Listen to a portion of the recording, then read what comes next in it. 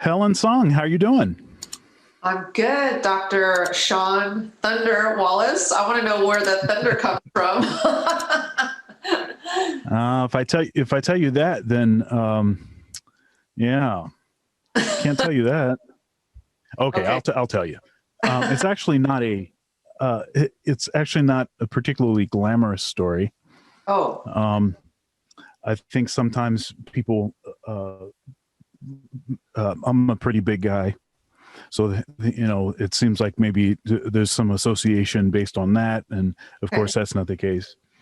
Um, my parents, my dad in particular, has all kinds of nicknames for all of his kids, and Thunder is the only one that you'll never know. Um, you know how it goes. So, uh, some of the nicknames are not particularly flattering, and but I got the nickname when I was probably well. Hold up, I had to be maybe 6 or 7 or something like that when I got the nickname. And I uh, grew up in the country in a old farmhouse, and the house must have been maybe 1920 or something, made in 1920. And so those old houses, they're kind of hollow. The floors are very hollow. And so as I'm running through the house, it's quite thunderous. Oh, I like Sounds that. like thunder, right? So that's actually where the nickname came from, and it stuck. And then uh, my dad named my older brother. His nickname was Lightning. So, and my older brother, he played trumpet Okay. uh, until he finished high school. Um, all of us had to play some kind of instrument. I think the only one of us that didn't play an instrument, he played a little bit, but he didn't, take lessons and do it in school, playing band and stuff, was my younger brother. My younger brother and sister are twins, and um, he was basketball. He played basketball, and so that was his sort of disciplined activity. All of us had to have those things. Um, I have a 7-year-old, and tonight my 7-year-old did push-ups and setups before he, went to bed.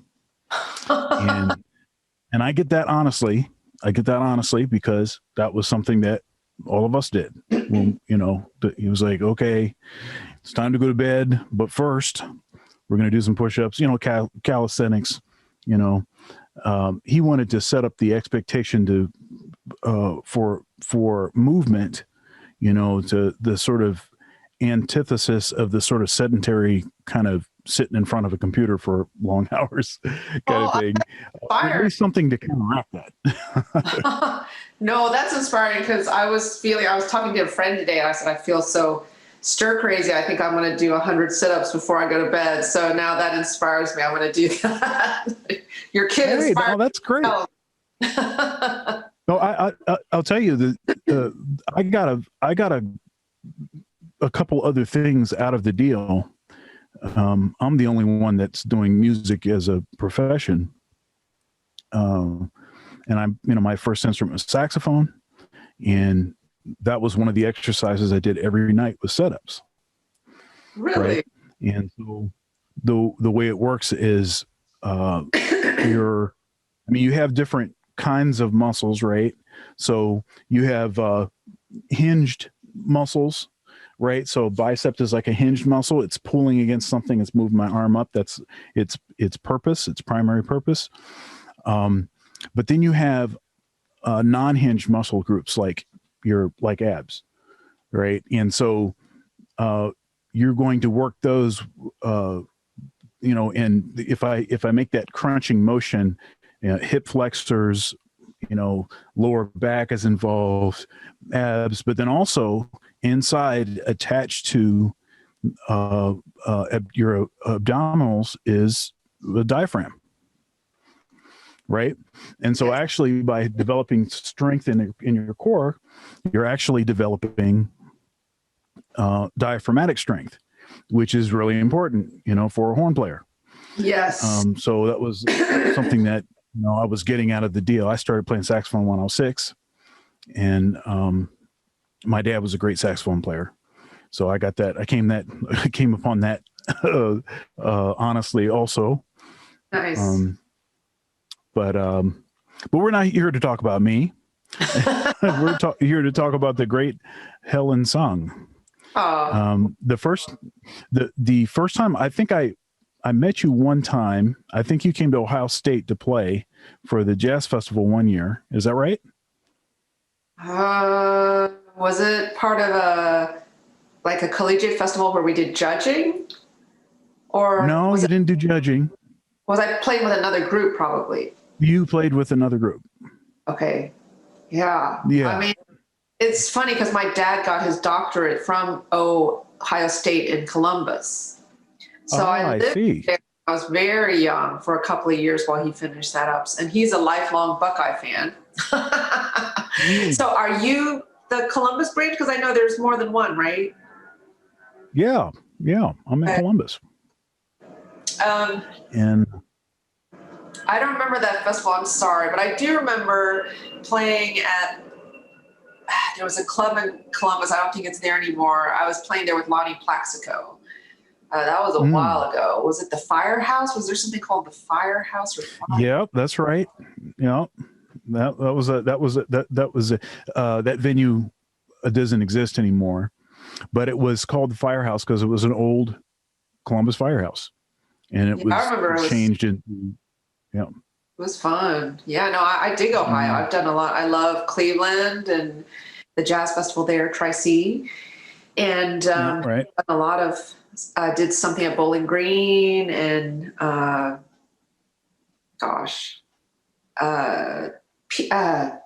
what's his name? Pete Dennison? Does that ring a bell? Or Pete? Yeah. Are you talking about Pete Mills? Yes, I'm sorry, but Denison. And he works at Denison. Okay, that's Denison right. University. That's right.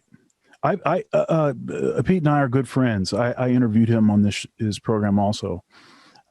We play in the same band together. Actually, we had a rehearsal earlier today.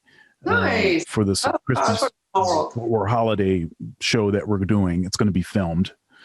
Nice. But the Columbus Jazz Orchestra.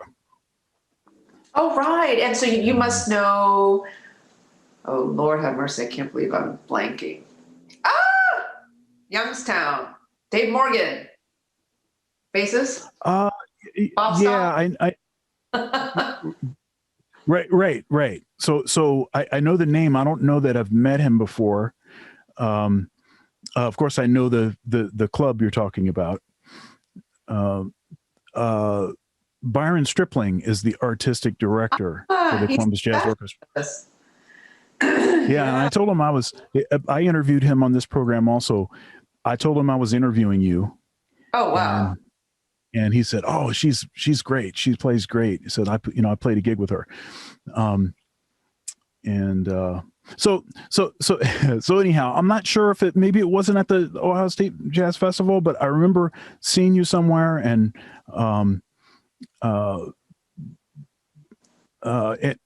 it seems like it was in Columbus. But either way, that was some years ago. Okay. But I've followed your career. It seems like you've been very active on Instagram, on social media. Has that been a recent strategy for you? Recent thing that you've kind of leaned in and focused on? Well, I would say inconsistently because I'm not in my 20s. I'm not from that generation that grew up with social media. So it's something that I looked at and said, well, I'm going to try and find a balance I can live with, because I think it's so tough that artists these days, I feel, are being asked to do more and more things as part of their career that have nothing. Thank you so much for watching my video so far. If you'd like to support, there are several ways to do so below. Also, likes are free. Please comment, share, and subscribe. Now back to the video. Part of their career that have nothing to do with the creating of the music, of the art. And I think that's, at least for me, it's to my detriment because I have limited time and energy each day. And I'm the type of composer that needs a lot of time just thinking, listening, reflecting, playing around. So now, you know, I've done different things. I've tried hiring somebody to do the posting for me. And then, and you know, that's never a perfect solution because no one thinks like how you do. No one expresses you exactly. So you have to take time to review it and then edit it. So, and then I've gone through periods where I just wasn't that active. I guess with the pandemic, I had more time to, you know, post. And also I was very grateful to have things to post about. You know, I didn't know when it all started going down, I had no idea what was going to happen. You know, I was seeing gig after gig be canceled. And I just like, wow, this is, because I remember back in April, we're like, oh, we should be back to normal by June. And then I was like, by August, oh, next year. So it's really inspiring to see people adapt and all the, you know, different presenters and organizations making really just great use of just their, you know, this one, actually, this is from an interview I did. I think it was last year, but, you know, SF Jazz, Harlem Stage, they've rebroadcasted concerts that they filmed from last year. And that's been really fun just to be a part of that. And so I think social media is a very, it's a tool. And so I'm trying to, I guess, do it like anything else I would do, just how I want to do it versus feeling beholden to it or trapped or, you know, just. Look, I totally understand. In my perspective on social media has changed dramatically over the last couple of years. So like I wasn't doing anything with my Instagram, for instance, like nothing. I had it, but I wasn't going to do anything with it. I just, you know, it was just there.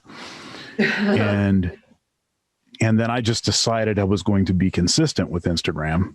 And it actually, I started doing these videos called hot lick videos. So basically, or it's Professor Hot Licks. So the challenge was to do one every day, and I wanted to do it for a year. Wow. So I started this past December, and I have 4 more until I get to my goal of 366. Wow, that's impressive. And now the reason that I did it for a couple of reasons. One of the reasons was that, you know, as far as like recruiting students and things, students are on Instagram. They're on Instagram much more than they are than Facebook, right? And also Instagram, there's no cap on how many followers you can have, right? So if you stay active, then you can grow beyond 5,000, which is the cap on Facebook. I know you can get a page on Facebook, but that's a sort of a different, you have to build that a different way. But I started doing that for that reason, also because I wanted to have some regular content on Instagram. And then because I don't know, I wanted to show some versatility or something. You know, it's kind of that thing where we're sort of in a situation where we're sort of forced to show what we can do. And we have, and it's almost like people, if you're not in people's face often enough, it's really easy for them to forget because everyone's attention span has degraded so much, you know? And so, you know, it was kind of my attempt to, and it was really an experiment. And it was something like, can I even do this? Can I even handle doing something every day? And what sort of things can I do every day that are quick, spontaneous, and, you know, don't take a lot of, like, I'm not going to play a whole tune or something. Am I going to be able to do that every day? Probably not, because I'm too busy to do that. But, you know, if the lick is like 6 seconds, you know, I have to think about what I want to play, but then, you know, I just recorded it on my phone, you know. So that's what I was doing with Instagram. And then I started doing the same thing with some other sorts of content. I don't know that I want to do something every day anymore. I'm pretty sure that I don't. I think I proved that I can do that, and now I can go to what is more of a normal and regular rhythm, which was probably going to be maybe once a week or something. I think that makes sense to me. It's like it's a tool that you use rather than a tool that uses us. And I think because I think for me the priority is the art and the music, and I think if there's not that balance of being hidden and kind of being introspective and not being in the public eye, like I know I need that in order to write music that for me has lasting power, or just that really comes from me rather than something that I find derivative, you know, because I know when I'm writing something that it's uniquely me, but it takes effort to get there, you know, it takes time. So would you describe yourself as an introvert? I guess I've taken a few tests, but I don't remember the results, funny enough. I think probably more, yeah. Yeah, I mean, I'm an introvert. I'm an introvert. I think sometimes people confuse, you know, playing on stage, you know, for a captive audience, or teaching, you know, maybe doing a lecture or something where everybody has to pay attention, right? They're there to listen to what you're saying. Mm-hmm. They confuse that with high small talk skills. Well, okay. I don't. Introverts get energy from being alone, and extroverts get their energy from being with people. And right. I mean, I imagine most musicians have to have some level of being able to be alone because we have to practice. And that's one reason why I think that like a disproportionate number of musicians are introverts. I mean, you have to be willing to spend all those hours by yourself. And yeah, there are some that are extroverts. My wife is a dancer. Oh. And you know, she's artistic and she has to spend time by herself developing stuff. Okay. But she's definitely an extrovert. Oh. You know, we go to like if we were to go to some kind of party or something where I didn't know anybody, she didn't know anybody, she'd be right at home. She'd be very happy, right? She go and she start, you know, her small talking skills, and I can't small talk very long. I have like a couple questions I can throw out there. You know, what about this weather? You know, hey, what about the Bengals? You know, I don't know. I don't have very much of that down, right? Because I want to talk about something meaningful. Like I want to get into the conversation. I want to get into, okay, you know, what kind of things are you into? Like what, you know, and then start talking philosophically about, you know, the sort of foundations of how we perceive things. And so that's the kind of stuff I'm interested in discussing. but that's not the kind of stuff that you can talk talk Most to. people maybe, but I guess it depends on the settings or the setting and the people you're around. I suspect that people that you know, you can just jump into that, or I don't know. Right. Like if you know someone well, you already know them. There's no pretense, right? And there's no, there's no preamble. You can jump right in, right? And that's actually one of the things about being a musician that it makes me, I can't think of a job or career that would lead to so many instantaneous friendships. Yeah.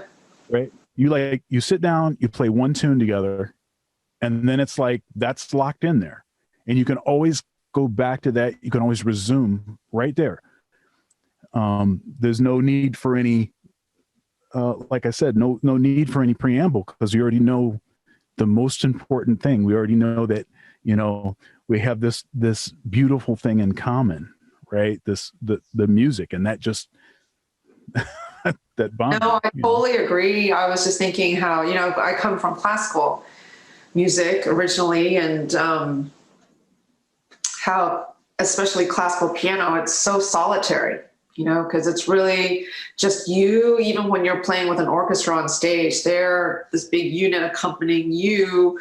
And to come to jazz, which is a communal art form, and I just appreciate that so much. And something I hear regularly when I do master classes or talks, they're like, how do you get together and just play when you've never played together before? Or, and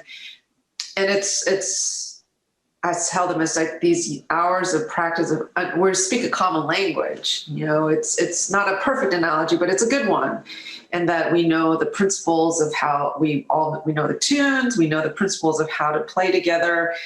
And when you find that magic, it's just like you said, it's like an instant, genuine connection, which is so beautiful, and something I really miss during this time, even though, thanks to technology, we're able to, do these kind of artificially made kind of music events. I'm sure you've done your share of videos where you're playing to each other's tracks. And then I've had some folks over actually play here in my space, or we go to a club and they tape the band for future broadcasts. So, but just even that is great. Just something about being in person. And so I guess at first I was like a little worried because, people are getting more and more sophisticated entertainment systems at home. This whole, how people watch movies is changing, right? They don't need to go to the IMAX theater. They practically have the IMAX in their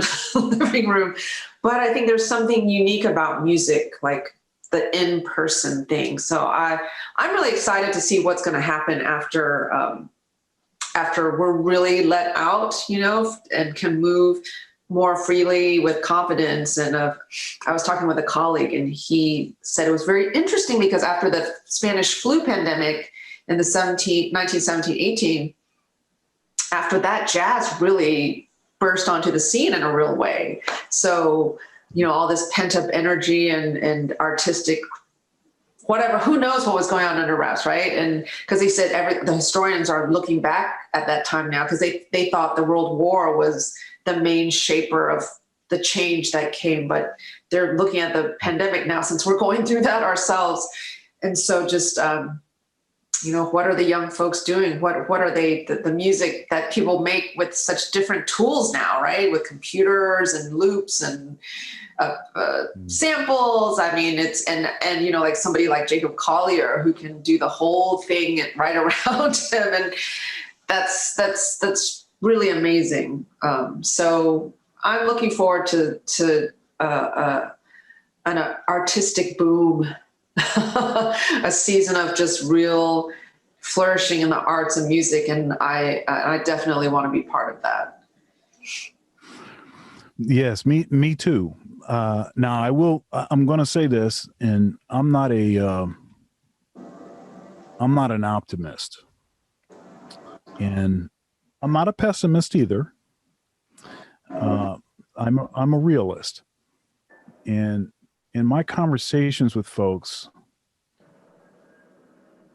it seems like the general thought is I think it can come back significantly, but I think it's going to be very different. If all of the artists, out there that now they have time to practice more and to develop more sophisticated, language and just more content, more quality content, maybe not as rushed to deliver a product and have more time to really focus on it and develop new skills. I think that's definitely going to happen. It's going to be evident when, as you said, when things are really open back up.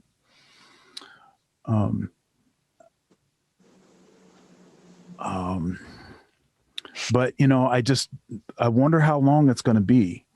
I'm very, when this whole thing started, I think everyone was hopeful, like, okay, couple months, let's go 3 months. Okay. All right. That seems like, but we've stretched on even further now. And now it's like, oh man, like, Yeah. One thing I'm concerned about is like all of the clubs, all the jazz clubs that are having to close. And fortunately we've had some benefit sort of concerts, and we've had some philanthropists and just generous, citizens, patrons of the arts that have dug down deep and actually been very generous to try to save some of these clubs. But yeah, I don't want to sound too dark. I'm not trying to sound dark, but it's a real concern I have. What you point out is very valid. And if anything, I hope, because I feel like the way I was living before this pandemic was not sustainable. This hopping on a plane every week and going back and forth and not resting and I think a lot of the ways our systems were set up, were not sustainable either. And just the way we use our natural resources and how we treat the earth, it's all important. And I just hope we can somehow find a way to live more, just everything is more just equitable, and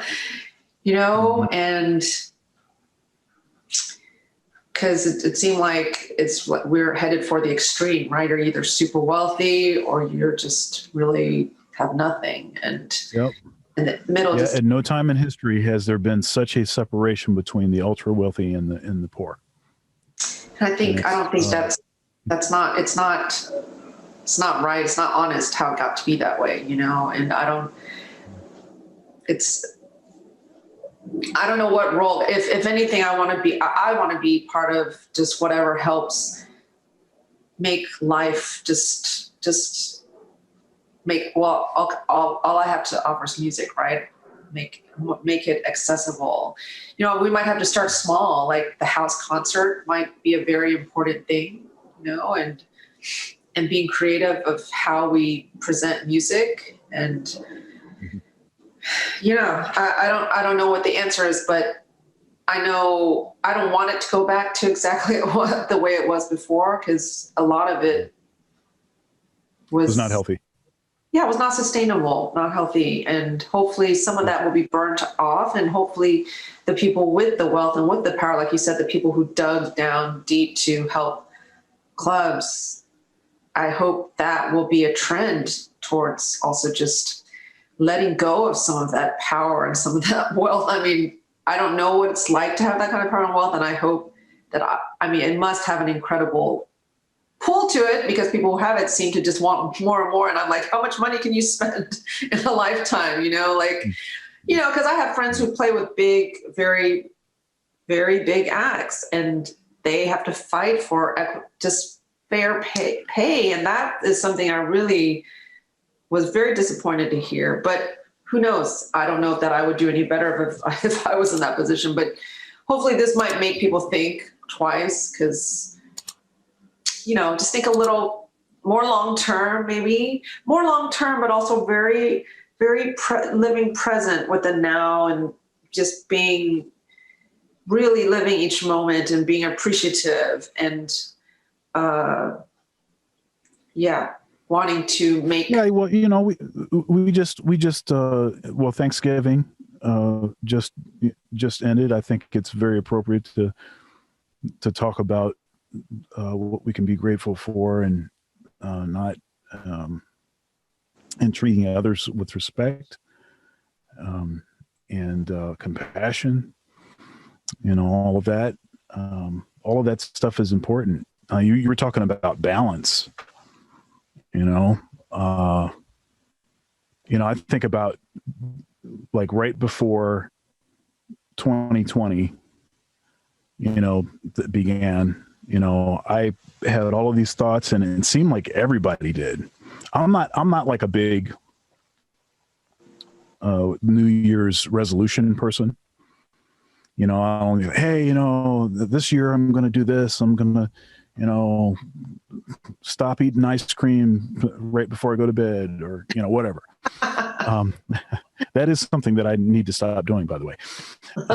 But I'm not going to. It really is. I'll tell you, ice cream right before bed, it's pretty close to one. It's the top 5 favorite thing. Let's just put it that way. I don't know why it is. It just tastes better then. It just tastes better. I don't know what it is, but I'm not a big, New Year's resolution person, but I made some resolutions and some sort of predictions about what 2020 was going to bring. And I was completely wrong.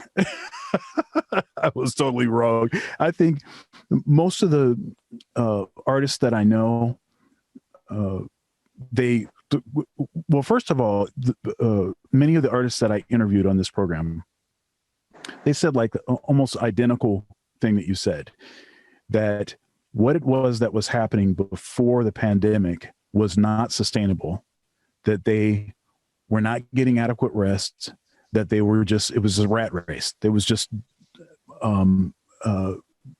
chasing and chasing and chasing. And so, in a manner of speaking, it was a positive thing for that stuff to come to a halt, because it actually created some space for people to, to spend more time with their family, to rest more, more consistently. Now, I've not done a ton of touring, but I tour with the Count Basie Orchestra frequently, and I'll tell you, I did a 2-week tour with them, and the thought of that's about, honestly, that's about as long of a tour as it's about as long as I can handle. Because the number of days in a row of sleeping at a different place, and of having, like, strange times when you have to wake up so you don't miss the plane.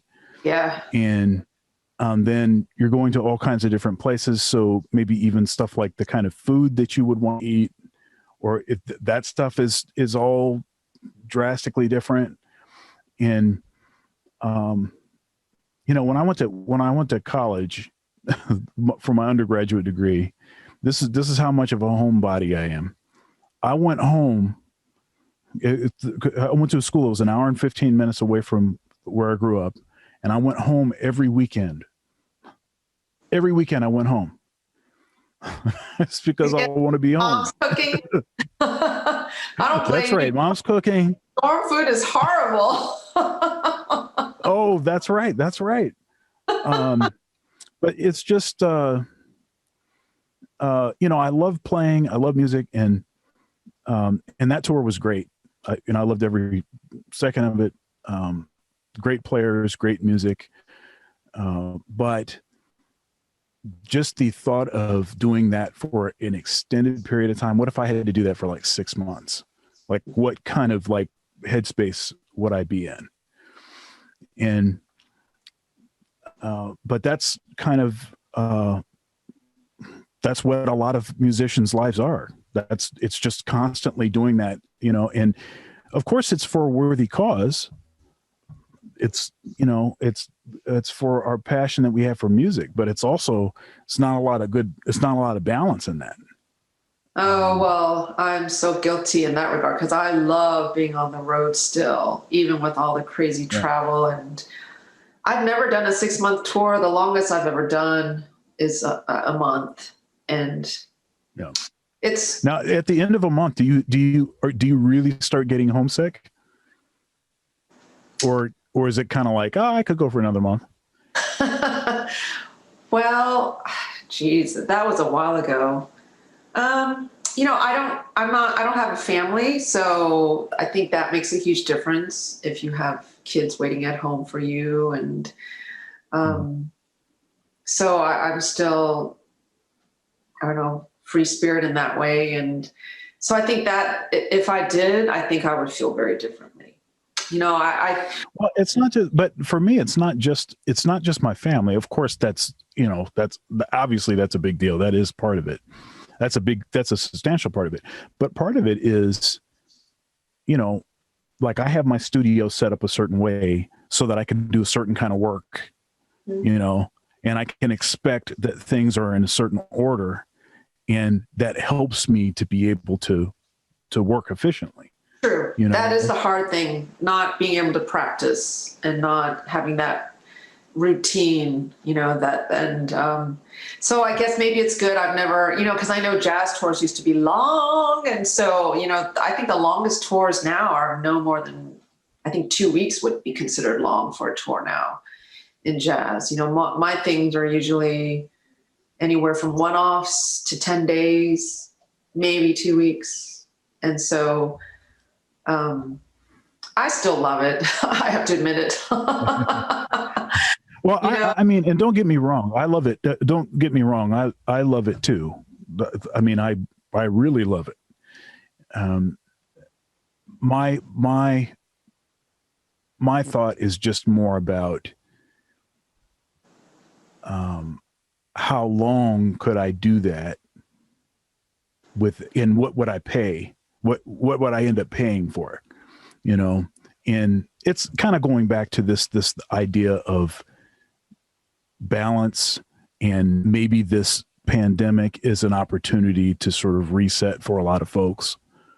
And you know, I think it's also a very different time too, because like the generation of the jazz masters, they when they toured. I feel like life then, I'm sure it had its, every generation has its difficulties. So whenever I talk to students, I say, whatever time we find ourselves in, we have to make it work because that's life, you know? So I feel like back in the day, I don't know, like in the 50s, 60s, there was like this purity in what they were doing. You know, Ron Carter, the wonderful bass legend, he was the artistic director of the Monk Institute, where I did what I consider my formative jazz training. And he said when he was with the Miles Davis Quintet, they played 6 or 7 days a week, at least no less than 3-4 sets every night. So that to me sounds amazing, you know, and as time goes by, you know, as things become more and more, I don't know what the word is, you know, because back then the record labels were gatekeepers, you know, not everybody could make a record. If you made a record, that was a big deal. It would get good press, it would be marketed. And now everybody can make a record. Now everybody has to do social media. Everybody has to be their own publicist. I mean, it's like I said at the beginning, it's to me, the artist's time and soul and energy just seems to be parsed out to ever more different things. And right.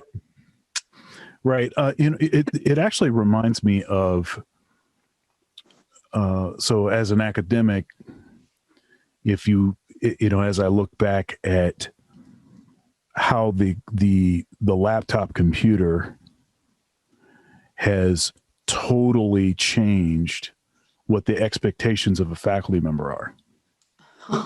So, it used to be that, but I can just talk about Ohio State. This is before I worked at Ohio State. I started at Ohio State in 2004. But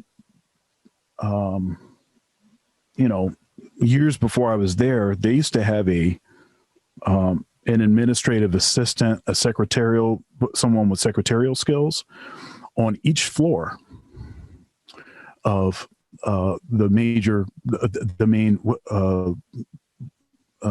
main facility for the School of Music. And so if you needed copies, if you needed someone to type something, if you needed to maybe dictate something, right? You had that access. So you yourself didn't have to develop high computer skills. You could focus on teaching, performing, composing. You could focus on that stuff. That could be really the high IQ stuff. What I see now is because of the development of the computer, it's so small, it's so powerful, it can do so many things. Now I'm expected to do all of this long list of things, spreadsheets and and all kinds of stuff, right?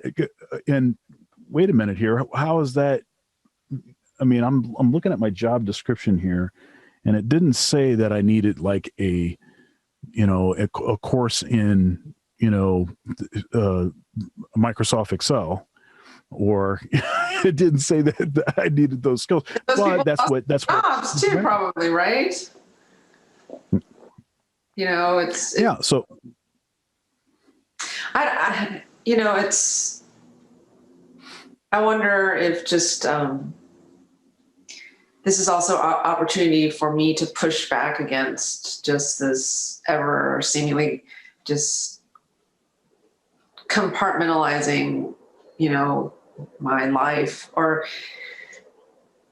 because it's interesting. Like one way that I feel like I'm growing artistically, and it sounds so weird because it's like, not that I'm, it's not like I'm a beginner in all this, but when I was practicing and just preparing for different live streams, just being alone for just all this time, I really got to grapple with, when I'm playing a piece, what do I want this to sound like? Because I came to jazz late.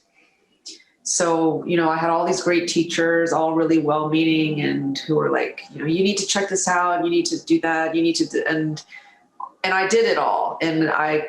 But it's like, it's time to switch that perspective and decide, how do I want this to sound? What do I want it to sound like? And stand behind it. And so that's something exciting. And it's also, it's always been a part of my writing, because I think that's built into the nature of composition. But then, I've been doing more and more solo piano stuff, which is really exciting, because I used to be petrified of solo piano, because it's such a scary thing to me to feel comfortable and totally free in solo piano. It's like the holy grail for me, right? But it's also, I think, it's not a shortcut, but an important thing I need to not forget is, what do I want it to sound like, and be brave to go for it, so, and present it as, this is what I want it to sound like, and not what I feel like it should, or what people want to hear, or what's correct, or what's proper, or what's, authentic enough, that, I've done my years of laying the foundation, and that never ends in some ways, but also there comes a time I feel like one just has to stand behind whatever sounds they want to put together. Yeah. I mean, that's a challenging. Okay, so you know, part of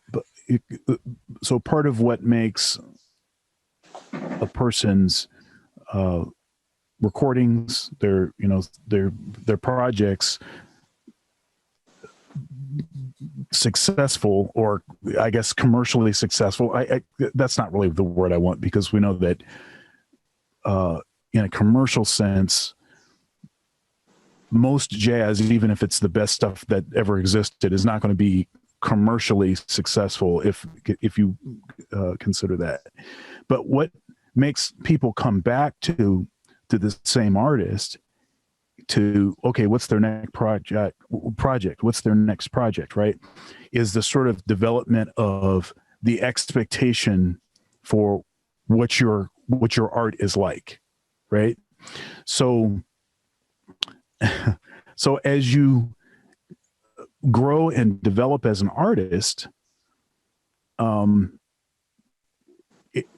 it's possible to grow beyond what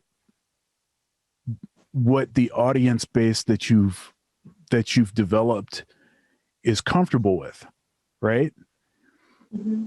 Right. So, and even when you say, you know, jazz, and I have a shirt on that says jazz on it, but I actually struggle with the word jazz because it's not particularly descriptive. It means a whole lot of things to a whole lot of people, different things to different people. It's not descriptive about periods within the music. You know, it doesn't, it's just like a blanketed term. And I suppose, I mean, I have a general idea of what people mean by it, but I think the general public has a very different understanding of what jazz is. So they might think anywhere from smooth jazz. I remember I was driving to Nashville for the summer NAMM show. This is several years ago. And I turned a radio station on, and it said it was a smooth jazz station, but you know, it was terrestrial radio. So I was kind of stuck with whatever was coming on. And I was like, well, let's see what this is about. And Tony Braxton came on. And so I'm like, now I like Tony Braxton. Yes. but is that what people think of when they think of jazz? And maybe it is. And maybe it is. And I think because the terminology is so kind of, we don't really know what it means. Well, I guess we know what it means, but it's, you know, it's very open to interpretation. Let's put it that way.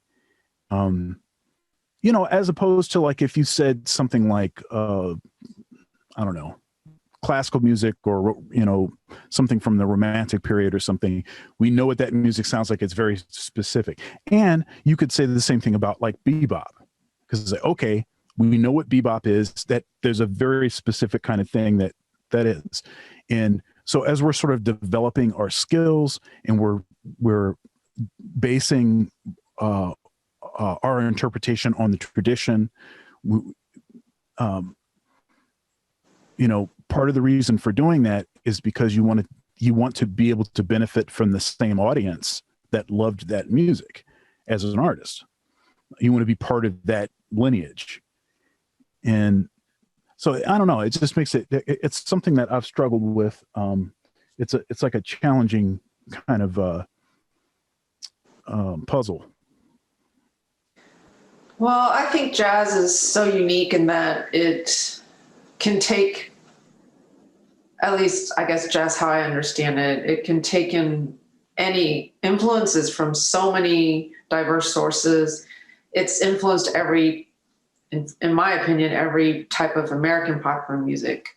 Yet it doesn't, its core identity. And to me, that speaks to the strength of the people and culture that it came from, you know, the African Americans experience that they could survive something so horrific and, really unspeakably just the suffering, but yet they could create out of that something that is so beautiful, so generous. So I think it's one of the most generous art forms, and so inclusive.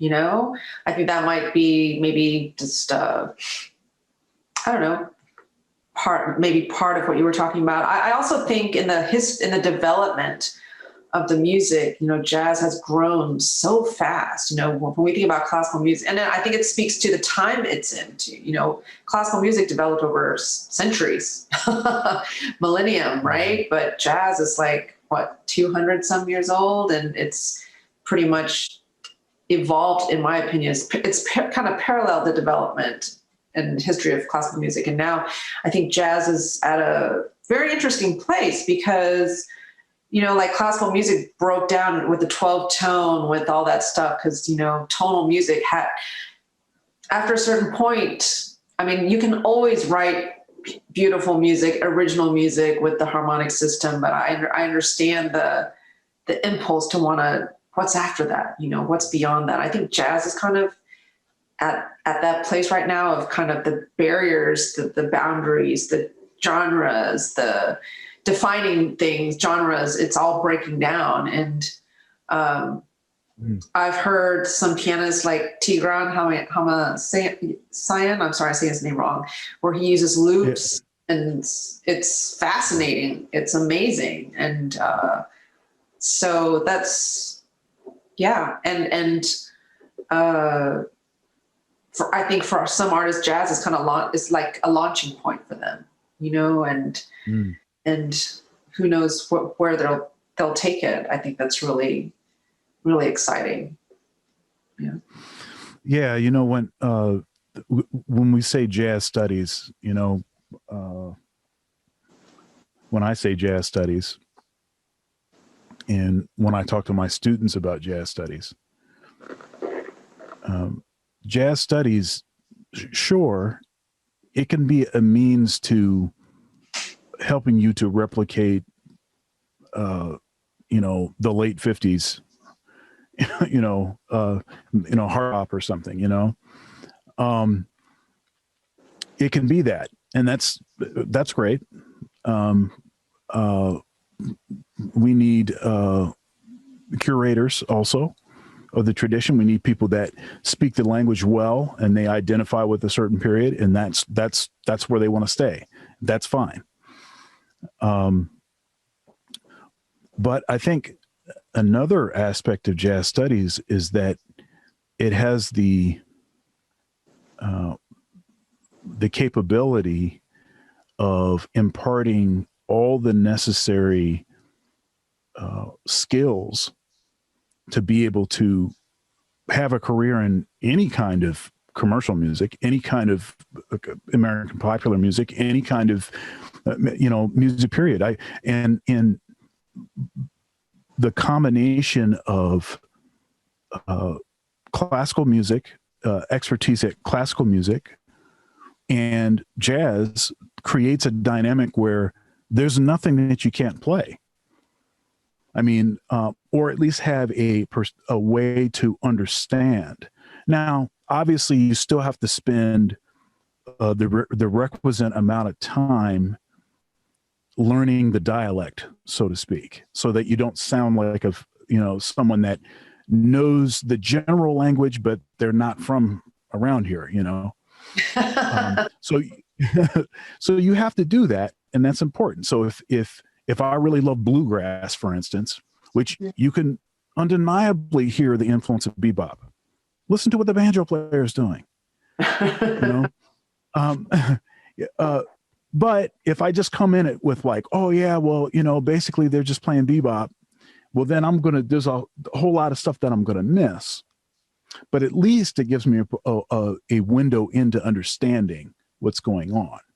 Oh, I definitely think jazz musicians are amongst the best trained and most knowledgeable and very just well-versed. In fact, when we in my experience, when I step into popular music, it's like I really have to tone down the jazz harmonies, because it's a very, like you said, each genre has its, in popular music, it has its own dialect. And I think part of being a great musician is knowing, because I didn't distinguish that so well early on. And I was like, why does this not sound right? And it's because, no, you don't need those kind of chords here. That's not what's going on here. Yeah, I agree with you. I think if you want to be a well-rounded, knowledgeable, and skilled musician, jazz studies is a very good way to go. Yeah, and there's a number of programs around the country that have sort of moved away from, as Nicholas Payton would put it, the J word. I respect him so much and his artistry, and I can see his point. Maybe one day it will take root, it'll supplant the word jazz. Yeah, I interviewed him in our conversation. He mentioned that. So we were talking about the whole genre thing, and about how genres are really, it's kind of the tool that record companies use to market music to certain communities, right? That, you have to find a way to sort of section things off so that you can be really targeted with your marketing. And so genres is a way that they do that. But the actual musicians that play the music, that's not necessarily the way that they think of themselves. I grew up in Michigan, and I spent a lot of time in Detroit, and I would regularly see, somebody from the DSO playing in church, or nice. playing, or playing in a rock band, folks that were in a heavy metal band one night, and then they're in this hip hop group the next night. There was a lot of that, all the time. But they didn't necessarily have a label for it. It was just, hey, I'm just trying to be a working musician. And so these are the opportunities that the skills that I have, I can, express those skills. And, so this is what I'm doing. Right. And when, in our conversation, Nicholas said that he doesn't really want his music to be listened to, viewed, or discussed any differently than like what Prince is doing. Right. He doesn't see what it is that he's doing is essentially different. And that really resonates with me, because, I'm a person that finds myself in all these different situations, musical situations. I'm a minister of music at a church. I'm director of jazz studies at Ohio State, where I teach, saxophone, and specialize in improvisation. I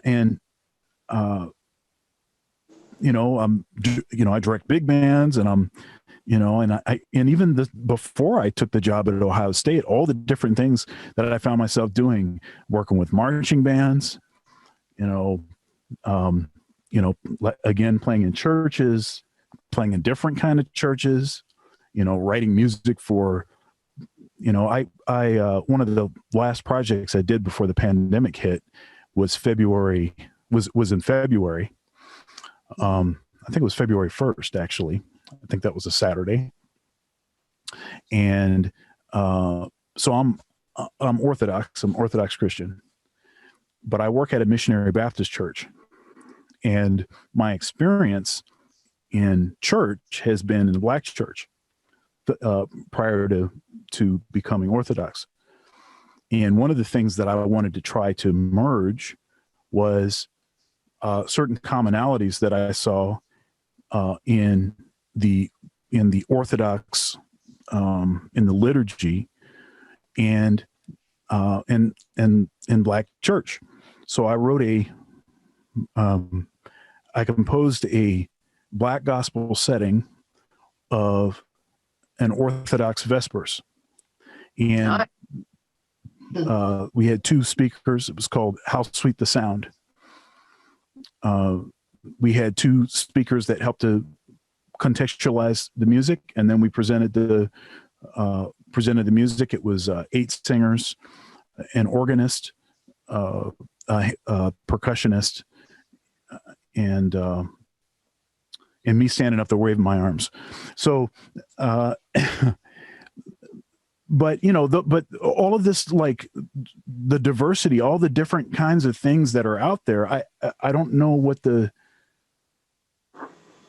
I guess I'm trying to find reasons why we need to speak about music differently, like any kind of music.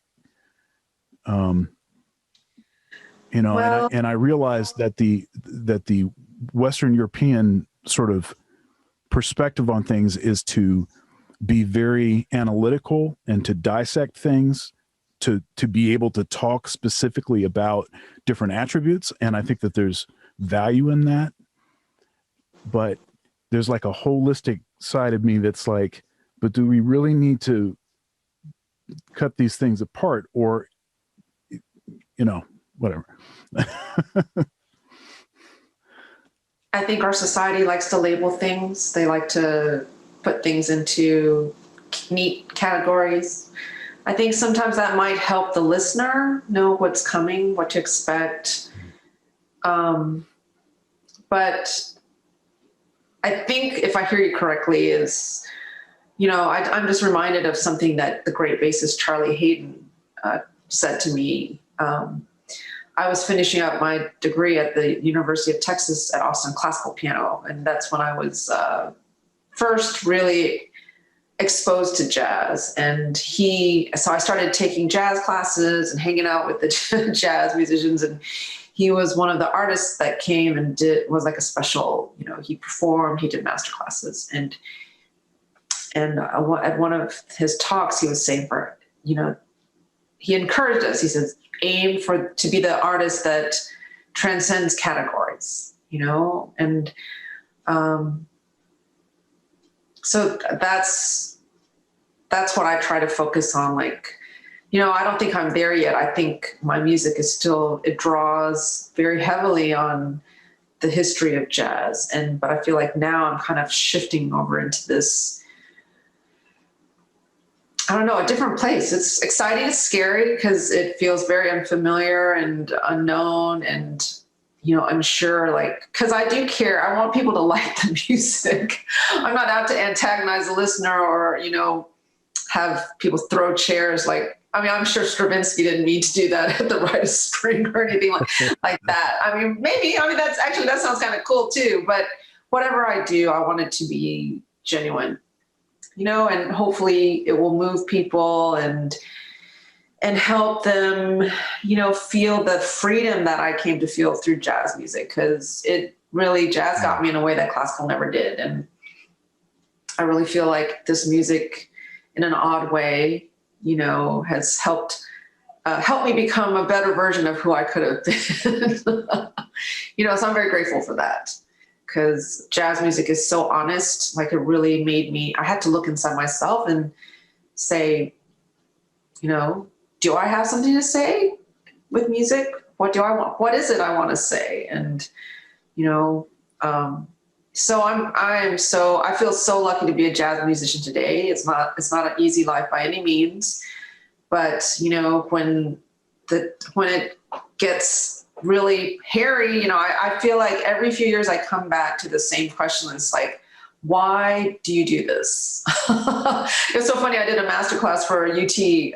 It's so fun, for UT Austin students. And one of the questions were like, how do you balance your personal life with the art? And I was like, you want the real answer or you want the politically correct answer? Either it's not possible. I've sacrificed so much for this music. And so the question I come back is, why do I do this? It's because I love this music. And yeah. And it's what keeps me going when I feel like, sometimes I felt during this past, God, how many months has it been? 8, 9 months now.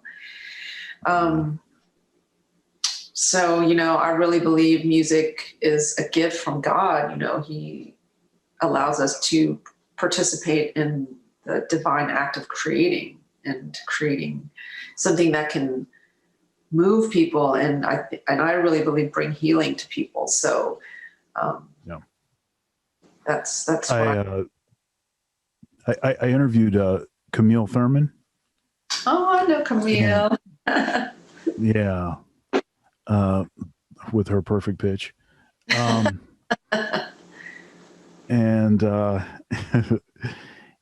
and we talked a little bit about just the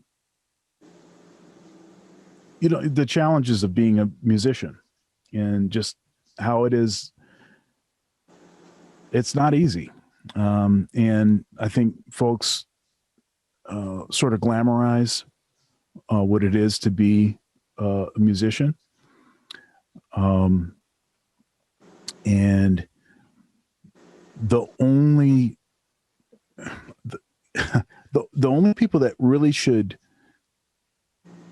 consider really being a professional are people that are miserable without it. Like if you don't have that deep love and passion for it, then the usual challenges that come to every artist, to every musician, will likely be too much. They'll be too much. People ask me frequently about my son. And it's like, oh yeah, he's going to be a musician. Oh, he's already playing, right? And yeah, I mean, there's a set of drums back there. Not this electronic set, but there's a set of kids' drums that's being hidden by some stuff back there.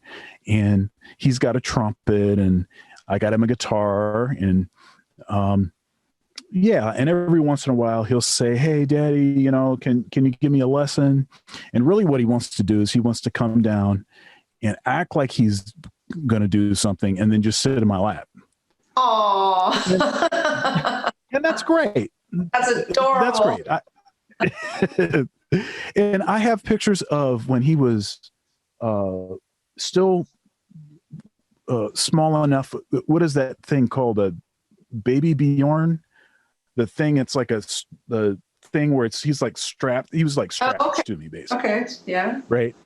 And I'd be down here writing music or whatever, or getting ready for like a church service or something, reviewing some music, and he was with me. And so I think he has that sort of that rhythm for it. And since my wife's a dancer, he's around it all the time.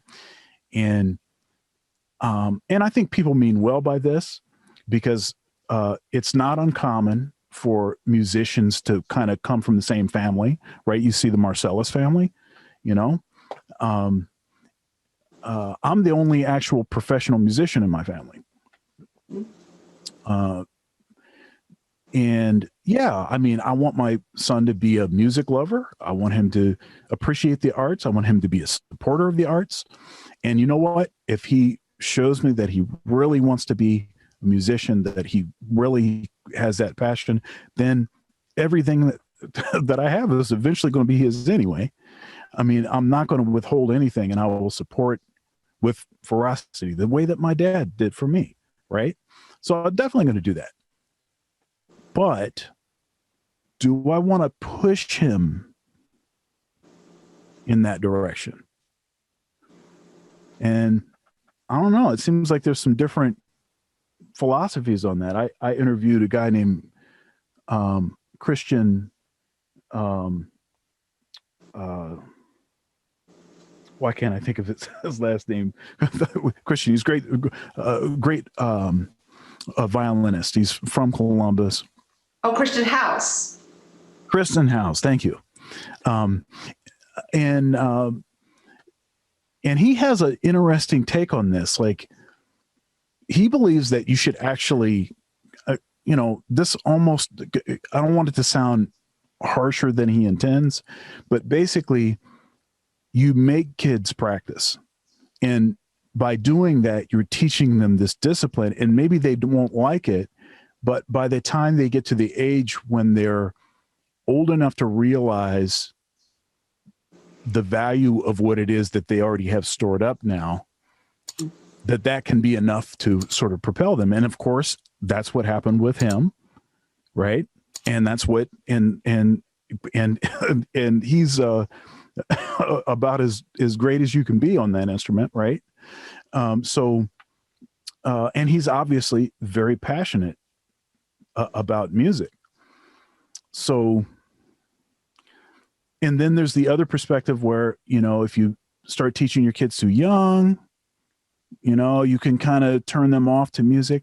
I do want to ask you, how young were you when you started? I wasn't that young. 5. I do remember when I was 2 or 3, there was a red plastic piano about this big with 12 keys that were multicolored. And at that point, I'm the oldest of 4 kids. At that point, it was just me and my younger sister. And I remember, I don't know if it was meant for both of us, but I took that keyboard and it was under my arm everywhere. I walked everywhere with it. So when my parents saw that, and my mom said she would hear me play melodies off of the radio or the television, I don't remember doing that. When they had some friends who were moving back to Taiwan and needed to sell their upright. My parents said, well, this is something that Helen might show interest in. They didn't have any ambitions for me in terms of that. In fact, I think they might have regretted it later because they wanted me to be a doctor. So I started piano around age 5 and violin too in kindergarten. So, I mean, hey, I think there are generalities you can make for Christian. It worked for him, but I'm sure there are some kids. I think the parent needs to see what kind of temperament their kid is and there is value. I think there's definitely value in learning and taking lessons and learning how to play a musical instrument, just like sports or learning how to paint or something like that. That something involves discipline and focus, delayed gratification. All those are life skills that will serve you well. And however you can, but I think just the word of caution or whatever you want to call it is just, you don't want to do it in a way that does violence to the kid's spirit, to his temperament, his soul, whatever you want to call it. And I think that takes wisdom and just,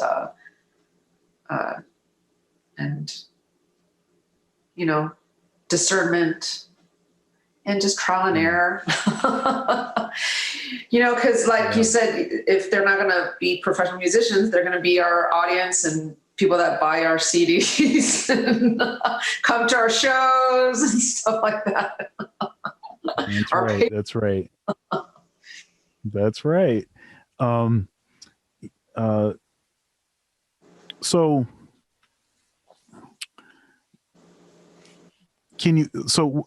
what is practicing like for you? Like what sorts of things do you practice in? What is it? I've heard you say that you're kind of moving in a different direction. You're asking questions about how do you really want to sound? Like, what is it that you want to say uniquely? And like, how are you like accessing that? Like what sorts of things in your practice routine are you doing to facilitate that? For years, because I started so late, I was in like my 20s. I would call it, I was doing nuts and bolts practicing. I was lucky I had a good technique, from my courtesy of my classical training, but just learning, harmony in a way I never had to deal with in classical music, improvisation, the language, the different styles, not to mention all the tunes, transcribing, and first and foremost, how to swing, like the classical conception of rhythm is so different, and swinging. It's a byproduct. It's almost a byproduct of the sort of of the harmony in the internal parts, as opposed to a specific conception within itself. Like I don't hear a lot of classical musicians talking about feel or groove. I don't know. It's like right. I've done some writing for classical quartet, and just seeing how much trouble they had playing with a drummer, which I thought was very strange, because they play with, I practice with a metronome a lot as a classical pianist. And so I think the conception of the beat is totally different. The main subdivision of the beat in classical music is in two, right? And I think rhythm is, I think that's a great way to describe it as a byproduct. It's also gestural. Yeah. And so jazz, the conception of the beat is three, right? The subdivision, and it's just the beats they all nudge into each other. And there's this elasticity in the beat almost. And so, I was learning just licks, we talked about licks earlier, just like building my language. And then, so now I feel like how I'm practicing is taking a song and just shaping it, like, and it uses all the different tools, shaping how do I want to play this song, and trying different approaches. I'll take a classical piece, like, oh, this piece is this, the hand's doing like this, and can I use that concept to create an arrangement or performance of this jazz standard or one of my pieces. And so so it seems like you're talking about more like are you like reharmonizing?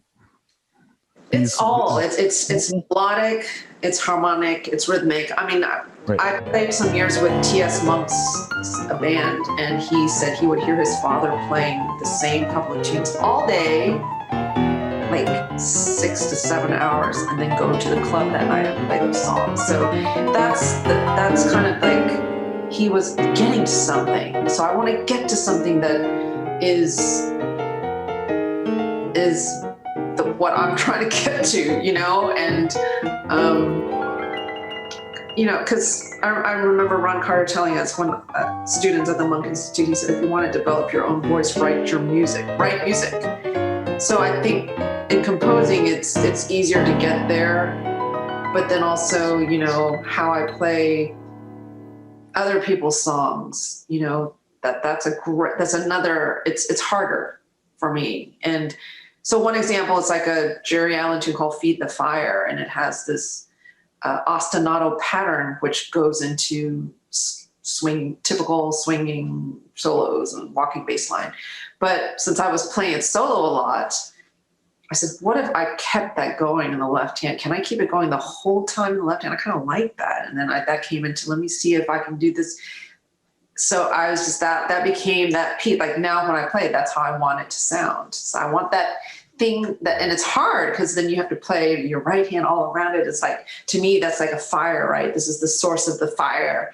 And then all the stuff that goes on top, and my left hand going without it being caught, because it's hard to do that. I always have so much admiration for drummers. It's like, not only do they coordinate their hands, they coordinate their feet too. I'm like, whoa. So I think I'm practicing just concepts now, right? Maybe I could call it that way. I don't know, concepts. Like just, whatever, just how I want this piece to sound, practicing that way. But that includes everything I used to practice before. And I'm always working on rhythm, always wanting to, exploring odd meters. How can I, due to the hemiola, you know, not getting lost in the form, or just getting so comfortable that it becomes second nature, like the way I used to get lost in rhythm changes. I'm like, which A are we on? Because I remember one of the jazz masters saying, you know, you'll be able to breathe 8 measures instead of 1, 2, 3, 4, 2, 2, 3. And he's right. You know, now it's like you breathe 8 measures, you breathe 16. It's not like that, just, you know, because it's from time, from experience, from practice. Do you know the composer Nikolai Kapustin? How do you say his last name? Kapustin. No, I don't. He's a Russian composer, and he wrote. So the first time I heard his composition was this pianist that was doing a doctorate at Ohio State named Sekyung Song. She was playing one of his pieces, and I swore it was Art Tatum. Right? Oh. But now she's killing. I did a classical. I did all of the. It's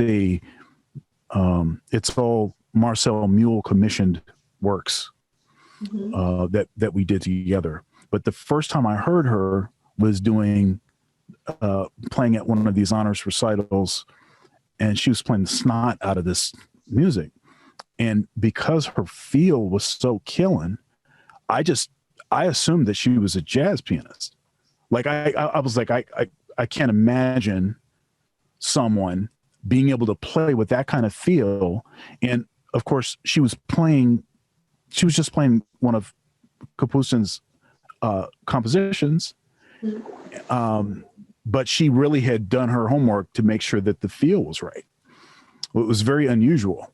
It made me know that I wanted to do a project with her.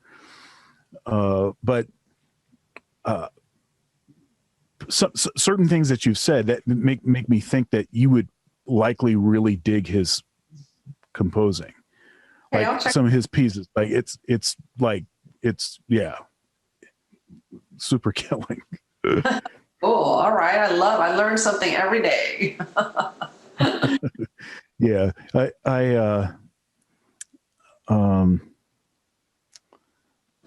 I mean, I feel like we could go for probably 3 more hours because this has been like so interesting, and you've been very generous, and I appreciate that. I like to have sort of interesting, sort of probing kind of conversations, and maybe get at some different things. You've been interviewed, you know, a lot of times, and hopefully I got you to say some things that maybe others did not. Oh, I never asked anybody why their middle name is Thunder. I mean, nicknames. Sorry. Oh, no, thanks for having me. It's been a lot of fun, and always great to meet, you know, a jazz colleague. And please give my best to your community. Hopefully, I definitely will. Yeah, I definitely will. Awesome. So again, thank you for your time. I do want to, one last thing. I do want you to talk a little bit about this right here. Let me share this for you.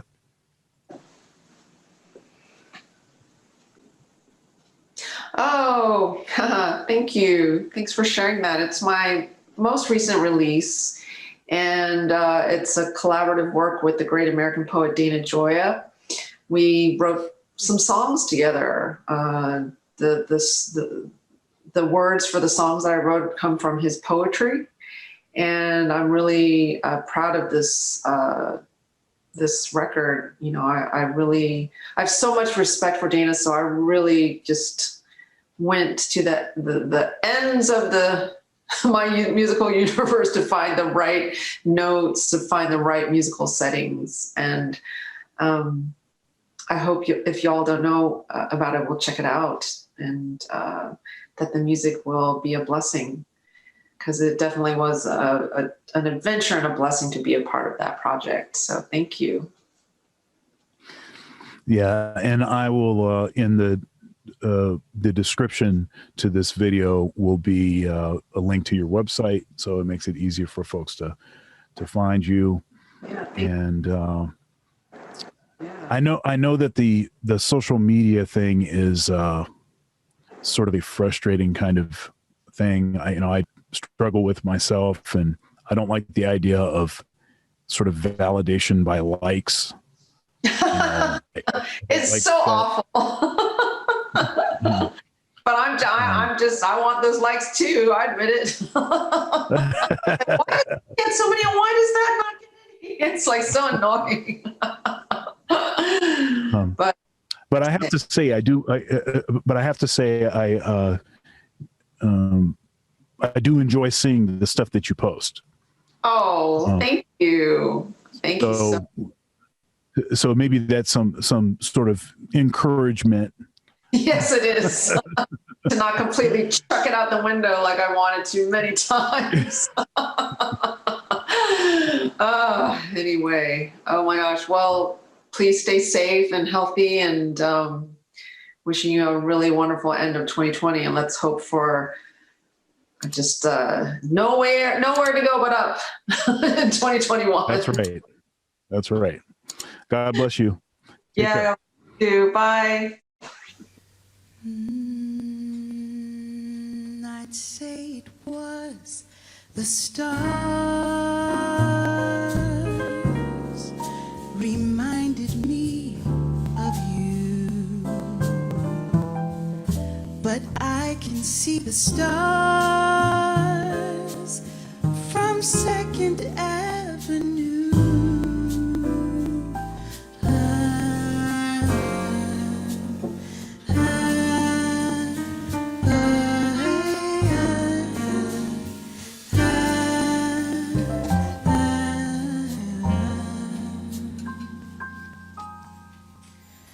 The shimmer was just neon, reflected in the rain from the corner deli where memory comes with pain.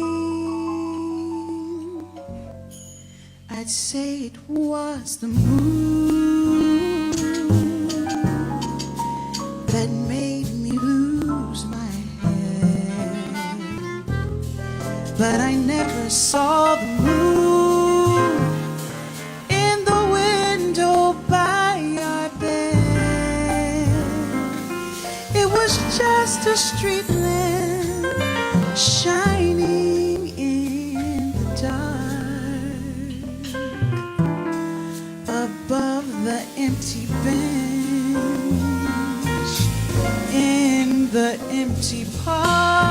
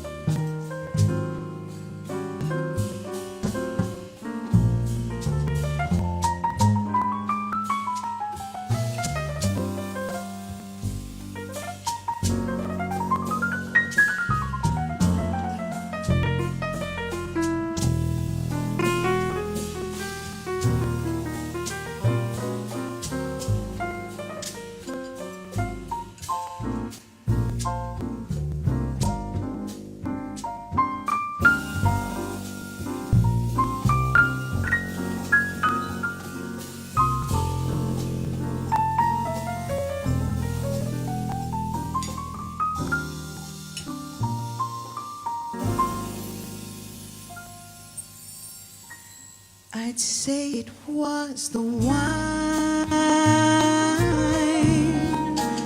that eased my heavy soul.